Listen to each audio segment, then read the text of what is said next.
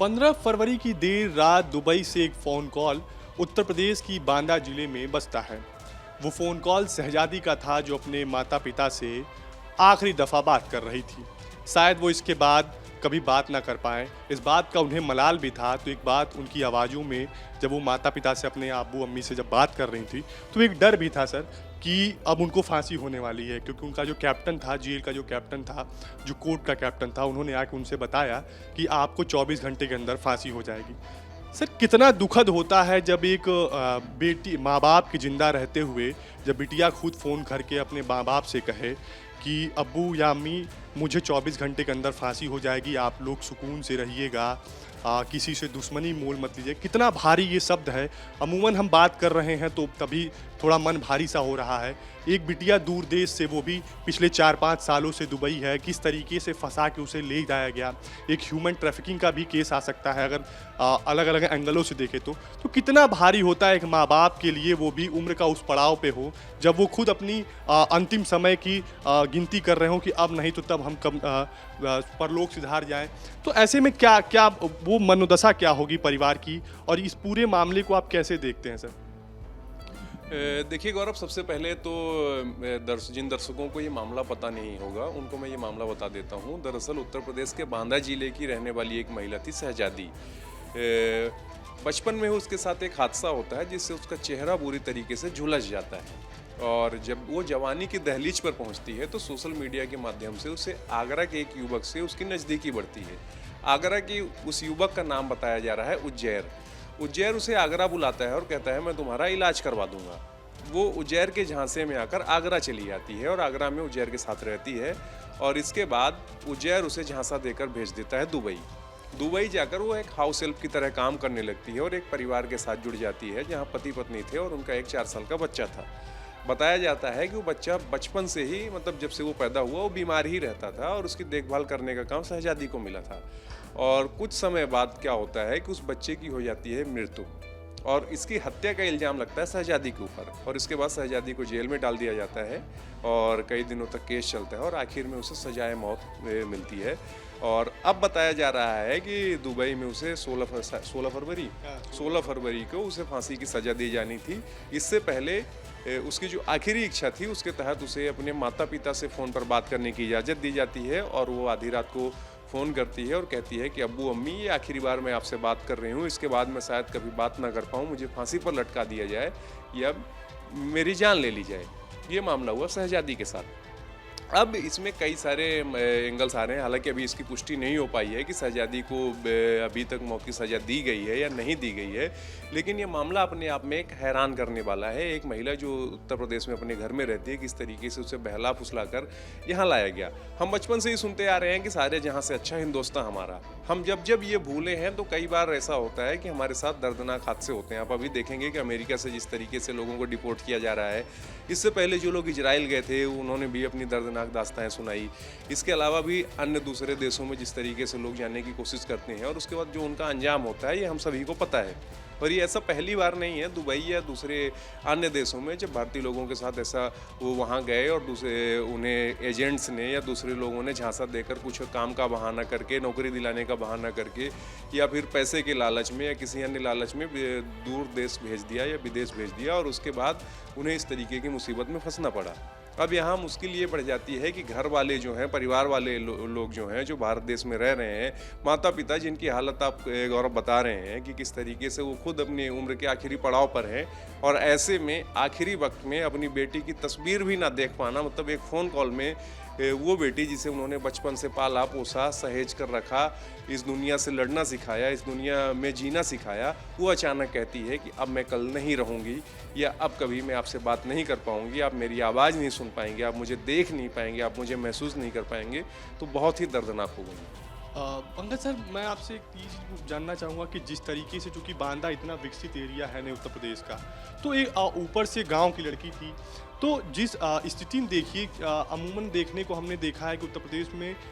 इस तरीके से लड़कियों को कभी विदेश जाते हुए, चूंकि उतनी शिक्षित भी नहीं थी और ऐसी पढ़ाई लिखाई भी नहीं थी कि जिसकी वजह से उसे विदेश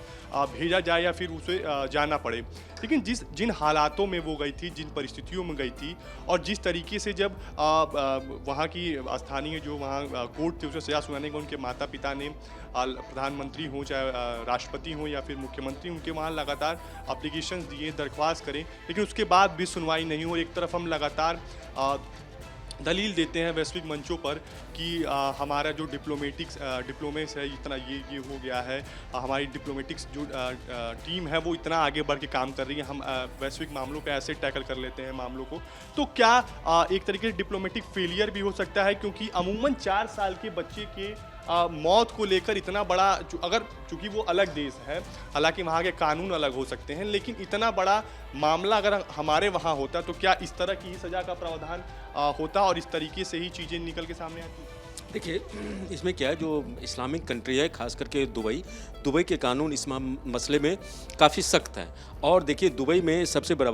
बात है जो ये इस तरह के भारतीयों के साथ ये पहला मामला नहीं है। इससे पहले भी कई ऐसे मामले आ चुके हैं जहाँ की दुबई में भारतीयों को सज़ा दी गई है, वो किसी न किसी क्राइम में उनको संलिप्त पाया गया है। और वहाँ की कोर्ट में जिस तरह से हमारा कोर्ट ओपन है, जिस विच मतलब जो होता है, एक बेगुनाह को बचाने के लिए 10 गुनाहगारों तक की छोड़ने की बात हमारे कानून में कही गई है, वैसा वहाँ का कानून उस तरह का नहीं है। यहाँ सबसे जरूरी बात यह है कि भारत एक लोकतांत्रिक देश है, यहाँ हर चीज़ की एक प्रक्रिया है। दुबई में या इस्लामिक देशों में इस तरीके का लोकतंत्र नहीं है, वहाँ के अपने एक कानून है, वहाँ की अपनी एक राजशाही है। उस लिहाज से आप देखें तो उस तरह से वहाँ होते रहता है। देखिए, इसमें क्या है, जो अगर आप इस पूरे इवेंट में अगर आप साइकोलॉजिकल पक्ष को, मनोवैज्ञानिक पक्ष को देखेंगे तो देखिए, इसमें एक गरीबी है। वो जो बच्ची थी वो रोटी बैंक में काम करती थी। रोटी बैंक के जरिए वहाँ से जो सामाजिक संस्थान है जिससे, हाँ, तो रोटी बैंक जो था छोटे छोटे लोन मुहैया कर, तो वहाँ से जो उसको कुछ आमदनी आय उसको होता था, उससे अपने परिवार को चलाती थी, अपने बुजुर्ग माता पिता का भी उससे देख रेख करती। उसके बाद से वो फेसबुक, सोशल मीडिया पे आती है। सोशल मीडिया के जरिए, जो सोशल मीडिया का ये देखिए साइड इफेक्ट है, सोशल मीडिया के जरिए वो कबूतरबाज जिसको बोलते हैं, ह्यूमन ट्रैफिकिंग जिसको बोलते हैं, उसके चंगुल में आती है। फिर प्यार मोहब्बत का झांसा दिया जाता है। फिर देखिए, उसके साथ कुछ इस तरह का इंसिडेंट होता है जो उसका चेहरा खराब होता है, बचपन में वो झुलस जाती है, फिर उसको वो झांसा दे के आगरा बुलाया जाता है, फिर वहाँ से उसको बेच दिया जाता है, फिर वो दुबई पहुँच जाती है और फिर उसके जो किस्मत उसके साथ खेल करता है और उसको उस जगह पे रखा जाता है जहाँ की एक 4 साल का बच्चा है जिसकी तबीयत खराब होती है, उसकी मौत हो जाती है और उसके जो माता पिता हैं वो इसका गुनाह का जो है पूरा इसको विक्टिम बना देता है। इससे पहले जो बच्ची के बारे में, जो हमें शहजादी के बारे में जो जानकारी मिले, वो कई बार इंडिया आने की कोशिश भी करती है, लेकिन उसको घर में बंद रखा जाता है, उसका उत्पीड़न किया जाता है, मारपीट किया जाता है और इस तरह से उसके बाद जब इसके मौत हो जाती है, उसको सजा होता है, कोर्ट में सुनवाई होती है, फिर इसके परिजनों को पता चलता है, जब इसके माता पिता कई जगह भटकते हैं, गुहार लगाते हैं। और मुझे लगता है जो जिस तरह के सवाल आपने उठाया, जो भारत सरकार ने भी जरूर कुछ ना कुछ इस पे कदम उठाया होगा, जरूर कुछ ना कुछ, क्योंकि हमारा जो डिप्लोमेटिक है वो है। लेकिन कई मामले में क्या होता है, जब इस तरह का होता है तो आप विवश होते हैं, आप लाचार होते हैं, आप कुछ नहीं कर पाते, क्योंकि हर देश के कानून का जो ये है, आपको उसका सम्मान भी करना होता है, आप उसको चैलेंज नहीं कर सकते। हाँ, उसके प्रोसीडिंग को आप देख सकते हैं, जो प्रोसीडिंग उसका फेवरेबल हुआ है नहीं हुआ, जो आपका दूतावास के जो कर्मचारी हैं या जो वहाँ पे राजनयिक हैं, वो राजनयिक इसके मामले में दखल देते हैं, अपील करते हैं। लेकिन अंतर्गतवा जो इस मामले में जो भी हुआ सो सही नहीं हुआ और वो जो जैसी खबरें अभी आ रही है, जो 16 तारीख को शायद दूसरे फांसी दे दी गई, हालांकि इसकी अभी पुष्टि नहीं है, लेकिन जिस तरह से बच्ची जो शहजादी थी अपने माता पिता से जिस तरह से फ़ोन पे बात करती है, बताती है, जो मेरा कैप्टन है उसने बताया, जो